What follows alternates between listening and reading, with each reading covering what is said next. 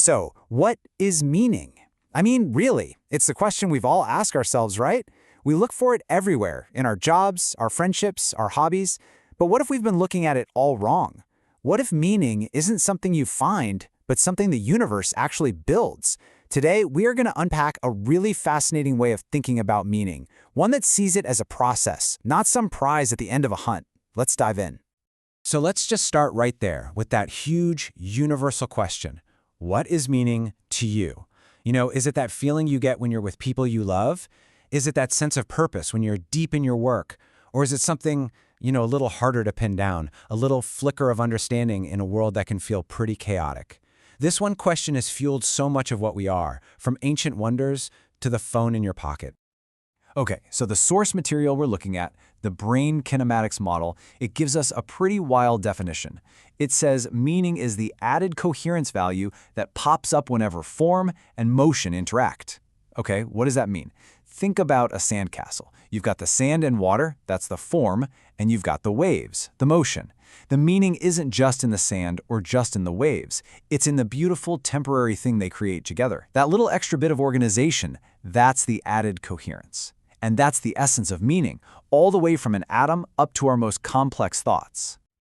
Right, so if meaning is this added value, this extra bit of organization, where does it come from?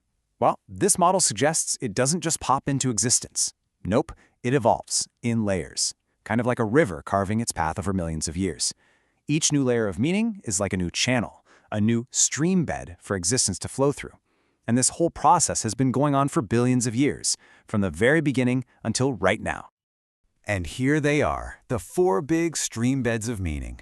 It all starts with the most basic one, matter. That's the bedrock, the physical stuff of the universe. Then something amazing happens. Life emerges, and with it comes tendency. That's that primal drive to survive, to move forward. From there, emotion comes flooding in, coloring our entire world with things like joy and fear and love. And finally, on top of all that, cognition rises up, giving us these incredible tools like language, art, and deep abstract thought. See how each one carves a deeper, more complex channel for meaning to flow? Let's zoom in a little bit here. This table really breaks it down. Matter, at its core, just gives us stability, the simple, amazing fact that things exist. Then life adds direction, that forward push to grow and reproduce. Then our brains get involved and do some really cool stuff. Through what the model calls neuroenergetic modulation, which is basically just a fancy way of saying how our brain directs its energy, we get emotion. This gives us affective value, which is like our internal compass for what's good or bad. And finally, through phase wave integration, getting different parts of the brain to sync up and work together, we get cognition, the ability to use symbols like words and ideas. Each layer is literally built on the one before it, creating this incredibly rich tapestry of meaning. Okay, so we've got these four streambeds, each building on the last. But the story doesn't stop there, not even close. This model suggests that at the very heart of all meaning, there's this fundamental tension, this kind of cosmic tug-of-war between two totally opposite forces. And it's this creative conflict that's actually driving the whole evolution of meaning forward. So on one hand, you've got potential meaning. This is the world of the philosopher, the artist, the dreamer. It's all about reflection, theory. It's the part of us that asks the really big questions. Why are we here? What's it all about? It's the deep dive. Then on the other hand, you've got kinetic meaning. This is the world of the engineer, the entrepreneur, the person who gets things done. It's all about action, technology, and asking, okay, but how do we do it? How do we build a better mousetrap? And it's the constant dance between the why and the how that really fuels the engine of all human progress.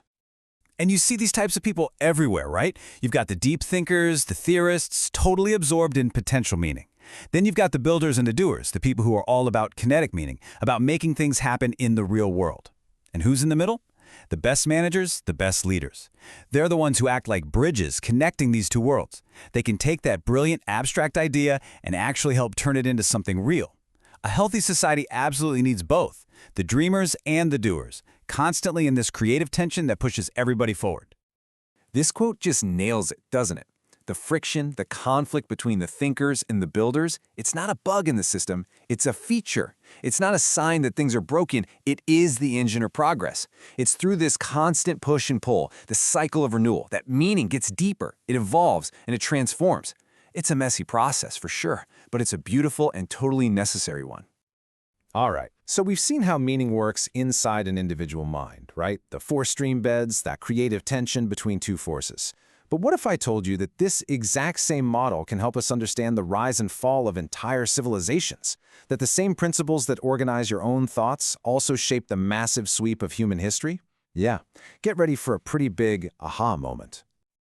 This slide right here, this is where it all clicks. It is just a breathtakingly cool analogy. Think about it. The stable form of a civilization, that's its geographical borders, the physical container it exists in. The motion? Well, that's the grand, sweeping story of its history, all the wars, inventions, and transformations. And the continuum that holds it all together? That's our shared culture and civilization itself, the collective memories, the values, the stories that define who we are as a people. It's the exact same blueprint, the same fundamental logic, just playing out on a scale that's almost impossible to wrap your head around. And it just makes so much sense when you think about it. The Renaissance, for example, was this massive explosion of potential meaning, a time of incredible art and philosophical discovery. Then you have the Industrial Revolution, which was a huge surge of kinetic meaning, a period of unbelievable technological change. So just like you and I swing back and forth between deep thought and decisive action, entire civilizations are doing the exact same dance, oscillating to this cosmic rhythm, from the tiniest neuron to the biggest empire. So we've gone from the dawn of time to the fall of empires, all using this one model of meaning.